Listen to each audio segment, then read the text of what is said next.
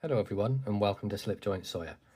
Today we're going to be taking a look at a knife that I've actually got no other knives of this brand before. I did have one as a travelling knife as a loan and I really enjoyed it, but I just never ended up picking one up. But one came up on the secondary market for a fantastic price, actually from the Discord, so thank you very much for that. It's absolutely superb. But it comes in this very nice sort of recycled cardboard box, nothing fancy about it, it's just stapled together, the Otter logo on the front here. But what a beautiful logo that is. So the otter getting the fish. Inside the box then, if I can get it open, you get this nice little cleaning cloth with the Otter logo on it. Just a nice little touch, nothing super fancy about it. It just seems to be like a nice little bit of cotton. The knife comes wrapped in the wax paper, and then I believe it comes inside this sort of brown paper as well. But again, there's no markings on that, it's just sort of generic brown paper. And then inside that as well, you get a little card, which, if I got the right way up, yes, it just tells you how to care for your knives. You've got carbon steel, rust proof and folding knives, how to look after them. I hope you enjoy your product, Otter team. And then there's their logos down there. You've got Otter, Rottweild, Soligen, and then Mercator. And on the back is just the same, but in German. Of course, this being a German brand knife. So let's put all that to one side and take a look what we've got. Well, I can show you the model number, I guess, but the barcode for this, obviously being a German knife, is in German. But we're looking at the 180 EBE, and that is the Webermesser Ebenholz Fat Carbon Bachen. And this is actually the Bergmann. Now, I got this in a fantastic price. I couldn't say no, but look at this thing. Isn't that just absolutely beautiful? We've got copper pins holding this together. We've got ebony wood, copper infused fat carbon for the bolsters. I mean, it's a massive blend of traditional style knives with a modern twist with this carbon fiber. I think it looks absolutely beautiful. Now, it did come with a different lanyard, which the previous owner put on, but I did take that off because it was a bit bright for me. I prefer a darker lanyard, so I did keep the bead. This was the original bead, just put a black lanyard on there, and it fits perfectly well. And it makes the knife really easy to pull out of a slip.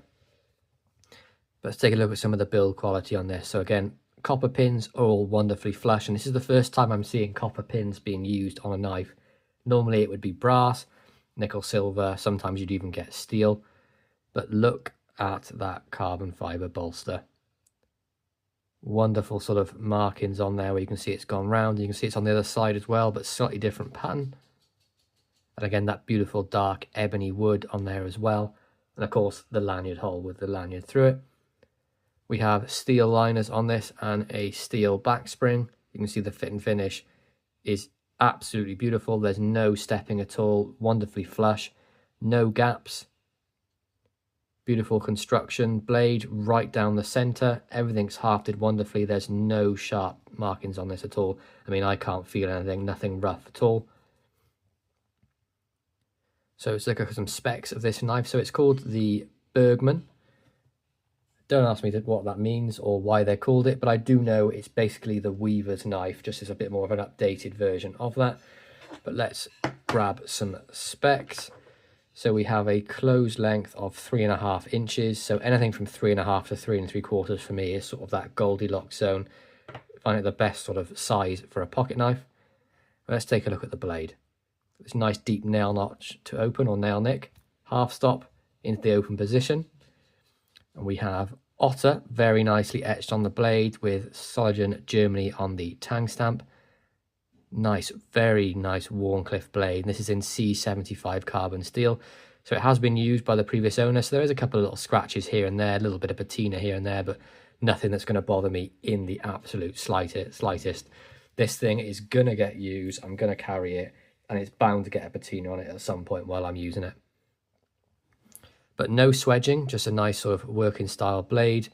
Beautiful little crescent moon nail nick. And there's also a nice little edge put on there by the previous owner as well. Excellent sort of sharpening they've done. It is razor sharp, this thing. We have a half stop. And then nice snap in the closed position.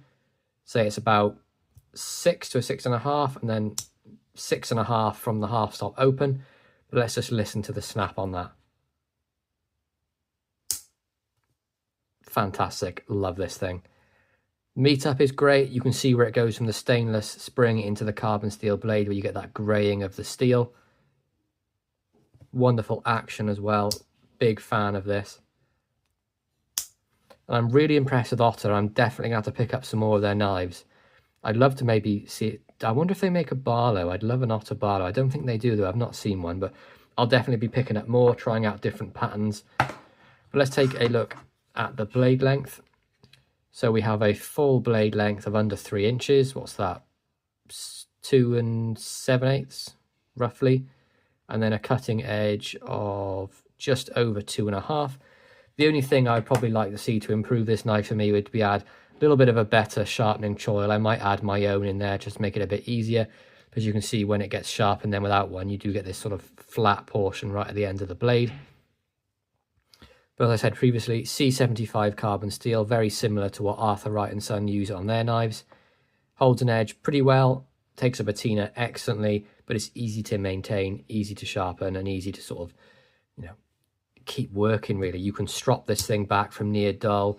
You could sharpen it on the back of a mug easily because the steel isn't the hardest. Pinchable open as well, so it'd be great for anyone that's got like dexterity issues or doesn't like using nail nicks. You can even thumb pinch it like this. Does it need the lanyard hole? No, I'd be happy if it wasn't on there, but it's on there, so I'm going to put a little bead on there just to make it easy to pull out of a slip. Let's take a little look what that would look like in a slip. So for the demonstration, we'll use this griff slip that he made to commemorate Randy when he unfortunately passed away. But tucks in there very beautifully. You can see it goes all the way in, a little bit of bead coming out the top. So to make it easier to get out, it just makes it easy to pull out like that. But you could just squeeze a slip and it fall out. But for me, I think I'm going to leave that bead on there. I think it really does make the knife. I think it looks excellent with it on there.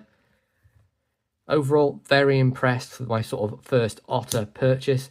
I'm definitely going to have to pick up some more of these. Maybe try some of their stainless steel, some of their different patterns. I would like to get a spear point. I know they offer that as well. And I have been looking at the B Master. I believe that's what it's called. That thing is absolutely beautiful. Shame it's over the 3-inch UK legal limit though, which is a big shame for us. But I'm sure I'd carry it without any problems. Overall, fantastic build, fantastic quality. A mix of modern and traditional with the carbon fibre on there, infused with the copper pins, ebony, carbon steel blade, Wharncliffe. What more could you really want with this? I really hope you enjoyed this review, guys. I've been absolutely dying to bring this one to you. I've had it for a couple of weeks and I've not got round to it. But again, that is the Otter Bergmann, and we have number 180 and the EBE. Please be sure to like, subscribe, and ring that bell for notifications. And I'll catch you guys in the next one. Peace out.